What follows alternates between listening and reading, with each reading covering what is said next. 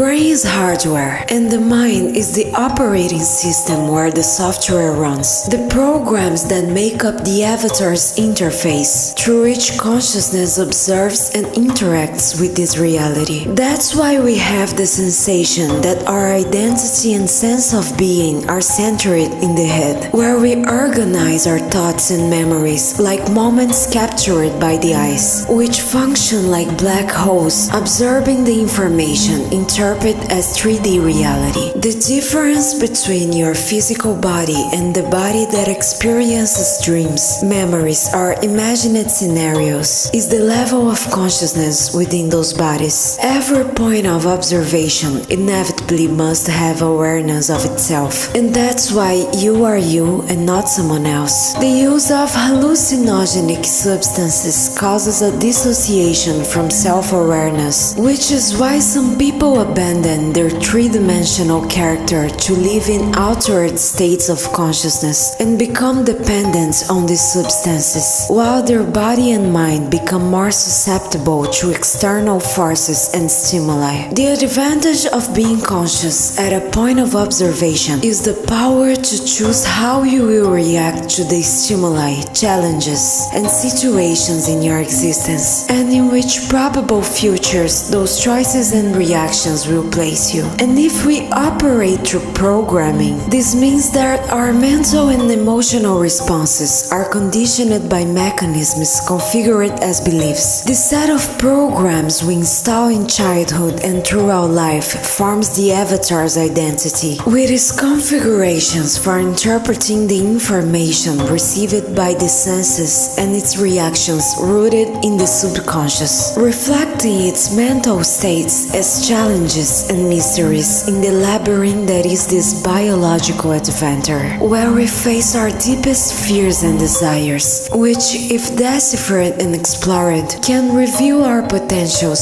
suffocated by these beliefs. Like great artists trapped behind grocery store counters, or a brilliant pastry chef trapped in an accounting office. What behavioral conditionings lead these people away from their potential and their passions? Which beliefs need to be reprogrammed so they can express their passions in a healthy way, creating something that serves the whole? The mind, in trying to organize events into a sequential line, creates a definition for the existence of the character who sees themselves limited within contests. For example, a person who wants to drop out of college but continues because of social pressure or because of the money already spent up to that point. The person cannot simply let go and do what they truly want. They are incapable of it, as if following some kind of programming. To obtain different mental and emotional responses, we need different programs, but to install new programs in an operating system, it is necessary to reset the old ones so they do not cancel each other out or enter into conflict. The theta and delta brainwave states produced in the brains of babies and in the hypnotic state are the most susceptible to comments that lead the subconscious to explore the hidden layers of trauma that give rise to limiting beliefs. Project MKUltra was a program of illegal experiments on humans intended for mind control and the brainwashing of individuals during the Cold War. Its purpose was to unlock superhuman potential in people predisposed to it,